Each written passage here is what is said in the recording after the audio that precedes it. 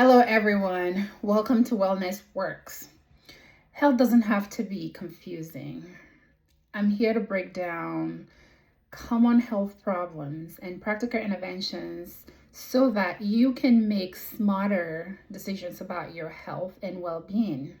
So, together, let's live a healthy life. A little disclaimer, I'm not your primary care provider, so make sure you consult with your provider before enforcing or making any health changes. I want to talk about hypertension today. So, hypertension, some people call it high blood pressure, whichever one, it's the same thing. So, what is hypertension? High blood pressure is considered a blood pressure that is greater than 120 over 80. For the most part, people don't know that they have high blood pressure. So some people find, they get to know that they have high blood pressure through incidental findings. Maybe they presented to an emergency room for some problems, or they go in for their annual checks with their primary care doctors and are found to be hypertensive. But the way it is diagnosed is just not a single blood pressure reading that will give you that diagnosis of high blood pressure. It has to be at least two readings that are greater than the 120 over 80. So ideally, we ought to be living or having a high blood pressure, having blood pressure which is less than 120 over less than 80, right? So for the most part, people go in for their annual checks and then they find out that, oh, it was elevated. Sometimes it could be termed a white coat syndrome, which is just because you're feeling a little bit nervous because you're seeing a provider, and so sometimes it shoots your number up there. But the recommendation is that you can keep record of it at home. So you purchase yourself a blood pressure machine where you can get your blood pressure checked while at home. At least you're not under any stress. You wake up first in the morning, you check it, and you keep record of that. And then when you come to the office, you want to show us those numbers or show your provider those numbers so that they can compare and make sure that you don't have high blood pressure. So I know I don't want to go into the stages of high blood pressure. I know there are different stages. There's, the stage 1, stage 2, and then hypertensive crisis. But no one wants to be in a hypertensive crisis.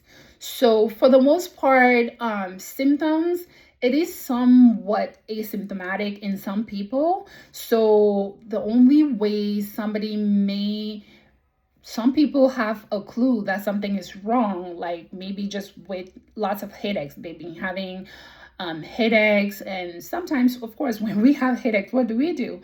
We rush to the over the counter, we grab some Tylenol or some ibuprofen, and then it may help temporarily, but the underlying problem stays.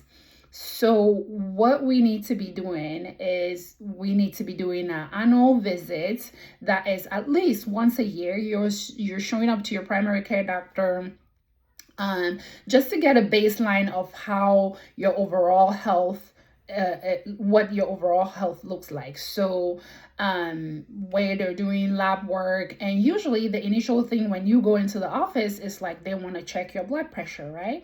So if your blood pressure is elevated, right then and there, you're not going to get a diagnosis. We will follow up, with you, probably have you come back or have you check that blood pressure at home. So for the most part, high blood pressure is something, there's so many risk factors attached to it, right? Like, if you have elevated blood pressure, you may have situations or conditions like a stroke, and you may have myocardial infarction or a heart attack. It may lead to chronic kidney diseases, heart failure, vision loss, because it damages those tiny blood vessels and causes more problems with your vision. So it is very important for us to keep track and make sure that we don't have this problem going on. So, excuse me, there are some risk factors, associated with high blood pressure. There are some that can be controlled, and there's some that, of course, cannot be modified. So you have cases like the modifiable risk factors are things like weight gain. Of course, when we put on so much weight, it also plays a role on blood pressure. If we're living in a very stressed environment, it's something that we can also modify. If we are smoking, living a sedentary lifestyle, alcohol consumption, some of those things can negatively impact our blood pressure. There's some that unfortunately we don't have control over, and those will be things like race. For example, we know that it's predominantly high in the Black race. So there is also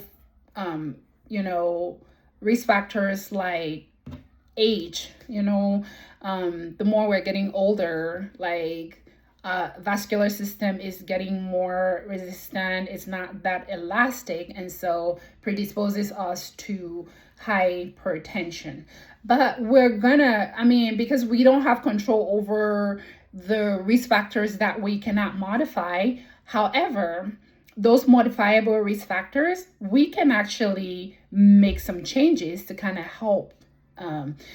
We're talking about smoking. We know that smoking stiffens up blood vessels, narrow blood vessels. So what we need to make sure is we want to restore elasticity, right? So if we're quitting smoking, I know it's a slow process, but it's something that, it needs to be considered highly to be able to help prevent, this blood pressure from rising and causing a stroke. The sedentary lifestyle, if we're used to just laying on the couch, eating and watching TV, we can make some changes to this because that can actually help us. So we want to try to exercise. I know it's recommended at least 30 minutes exercise per day, like brisk walking or running, moderate exercise, something to just kind of get your heart rate up there, and it will help you very much, as well as eating habits. We need to make some changes to that. We want to do more fruits and vegetables. We want to watch our salt intake. I know some research, there's research that backs up the idea that if you're eating a DASH diet, your blood pressure you will see improvement, of course, because that study did show a great improvement in people's blood pressure. So, but it's pretty much that DASH diet is a low sodium diet. So you want to make sure that you're watching your salt intake. Excuse me, you're just not eating.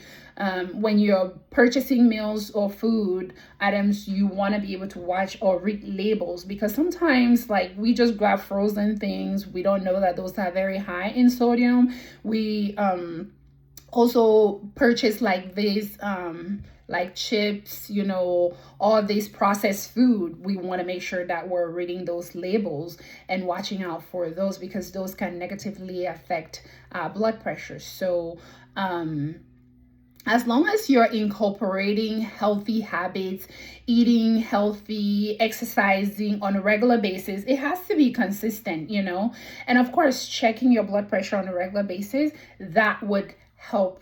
Okay.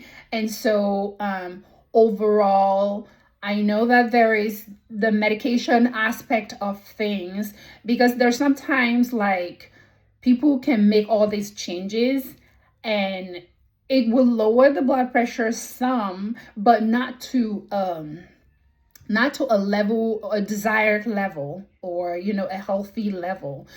So if there is that predominantly genetic component or family history that is playing a bigger role in it, then we will be considering pharmacology methods, like medications to kind of help.